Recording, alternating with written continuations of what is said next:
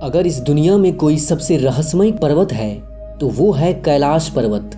ये दुनिया का एकमात्र ऐसा पर्वत है जिनके रहस्यों को सुलझाने में दुनिया भर के पर्वतारोही और वैज्ञानिक नाकाम रहे हैं। कहा जाता है कि इस पर्वत पर रंग बिरंगी रोशनी दिखाई देती है और इसके अंदर से ओम और डमरू की आवाजें आती हैं।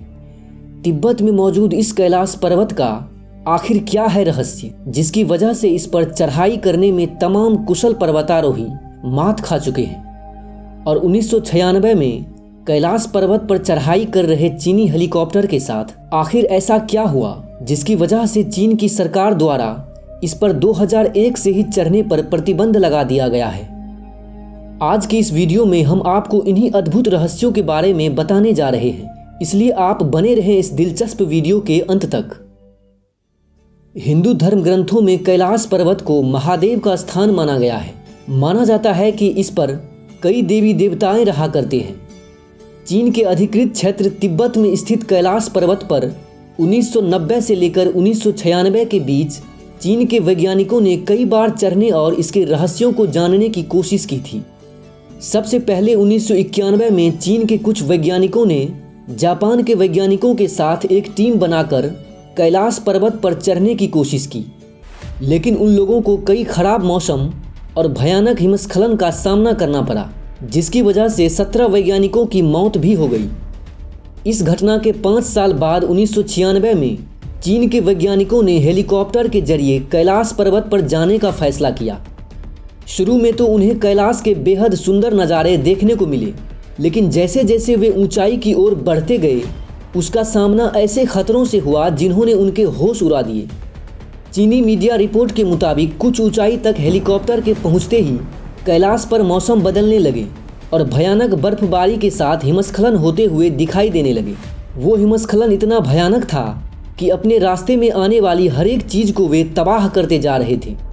बादलों से बर्फबारी के साथ ज़बरदस्त बिजली भी चमक रही थी, जिससे हेलीकॉप्टर को नियंत्रित करने में बेहद परेशानी हो रही थी। वातावरण में ऑक्सीजन कम हो रहा था, जिसकी वजह से वैज्ञानिकों के दम घुटने लगे थे।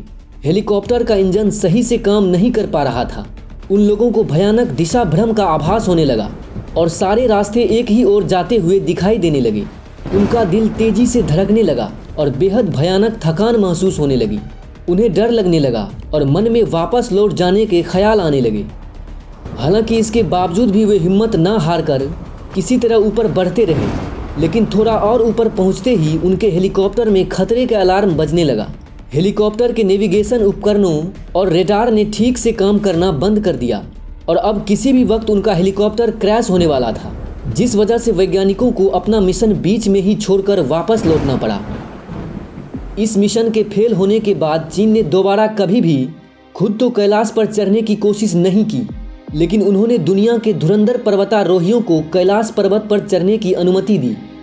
इसके बाद 4 पर्वतारोहियों की एक टीम ने कैलाश के ठीक नीचे स्थित जलाधारी तक पहुंचने की योजना बनाई, जिसमें एक ब्रिटिश, एक अमेरिकन और 2 रूसी पर्वतारोही थे।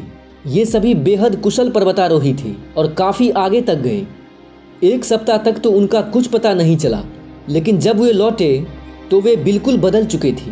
उनकी आंखें अंदर धंस गई थी, दाढ़ी और बाल काफ़ी बढ़ गए थे और उनके अंदर काफ़ी कमजोरी भी आ गई थी। ऐसा लग रहा था कि वे 8 दिन नहीं बल्कि कई साल आगे जा चुके हैं।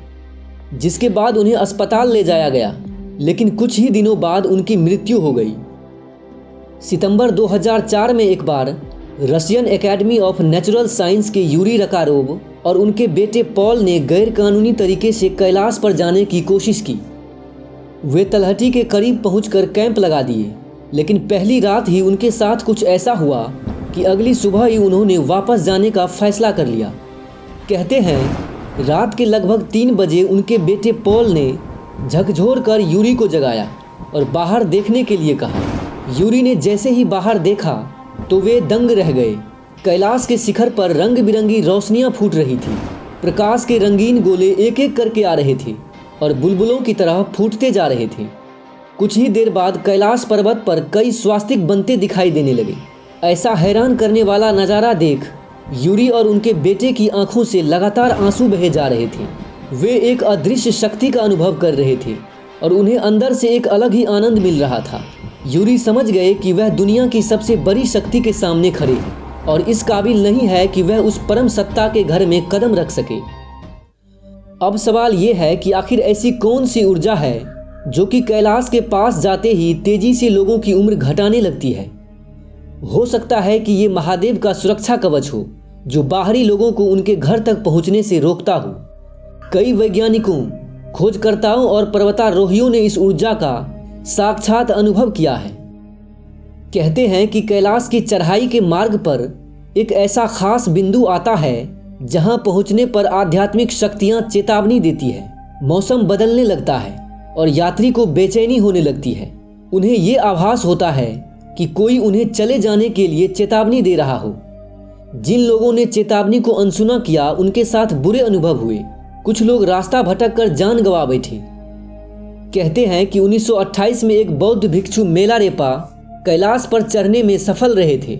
मेलारेपा ही दुनिया के एकमात्र ऐसे व्यक्ति हैं जो कैलाश पर चढ़ने में सफल रहे। रूसी वैज्ञानिक डॉक्टर अर्नस्ट मुल्दासिफ ने कैलाश पर्वत पर काफ़ी रिसर्च की। उन्होंने चीन से स्पेशल परमिशन लेकर कई बार कैलाश के आसपास के इलाकों का अध्ययन किया। काफ़ी खोजबीन करने के बाद वे इस नतीजे पर पहुंचे कि कैलाश पर्वत एक विशाल मानव निर्मित पिरामिड है जिसका निर्माण प्राचीन समय में किया गया था। उन्होंने दावा किया कि ये पिरामिड कई छोटे छोटे पिरामिड से घिरा हुआ है और ये पारलौकिक गतिविधियों का केंद्र है। कैलाश के आसपास कई महीने बिताने के बाद इन्होंने एक किताब लिखी जिसका नाम था where do we come from. इसमें मुल्दासिफ ने लिखा कि रात के खामोशी में पहाड़ के भीतर से अजीब तरह की फुसफुसाहटों की आवाज़ सुनाई देती है। एक रात अपने दोनों सहयोगी के साथ मैंने साफ साफ पत्थरों के गिरने की आवाज़ सुनी थी। ये आवाज़ कैलाश पर्वत के भीतर से सुनाई दे रही थी। हमें ऐसा लगा जैसे इसके अंदर कुछ लोग रहते हैं। इसी लेख में उन्होंने आगे लिखा कि तिब्बती ग्रंथों में लिखा हुआ है कि शंभाला एक आध्यात्मिक देश है। वे कैलाश पर्वत के उत्तर पश्चिम में स्थित है। वैज्ञानिक दृष्टिकोण से इस विषय पर चर्चा करना मेरे लिए मुश्किल है, लेकिन मैं पूरी सकारात्मकता से ये कह सकता हूँ कि कैलाश पर्वत का इलाका सीधे सीधे पृथ्वी के जीवन से जुड़ा है। जब हमने सिद्धों और तपस्वियों के राज्य और पिरामिड पत्थरों के दर्पण को मिलाकर एक योजनाबद्ध नक्शा बनाया तो हम ये देखकर हैरान रह गए कि ये नक्शा जैसे मानव डीएनए के अणु के स्थानिक संरचना जैसा था। वो ये भी बताते हैं कि कैलाश पर्वत के करीब एक निरंतर आवाज़ सुनाई देती है। ऐसा लगता है जैसे कोई हेलीकॉप्टर घूम रहा है, लेकिन जब आप उसे ध्यान से सुनेंगे तो पाएंगे कि ये आवाज़ ओम की ध्वनि या डमरू जैसी होती है।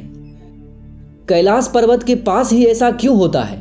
इसका सटीक जवाब तो आज तक किसी के पास नहीं है, लेकिन इतना तो तय है कि ये जगह असाधारण, पवित्र, शांत और अलौकिक शक्तियों वाला है। आपको कैलाश पर्वत के बारे में क्या लगता है? आप हमें कमेंट में जरूर बताएं और साथ ही साथ हमारे चैनल को सब्सक्राइब कर बेल आइकन को प्रेस जरूर कर दें। धन्यवाद।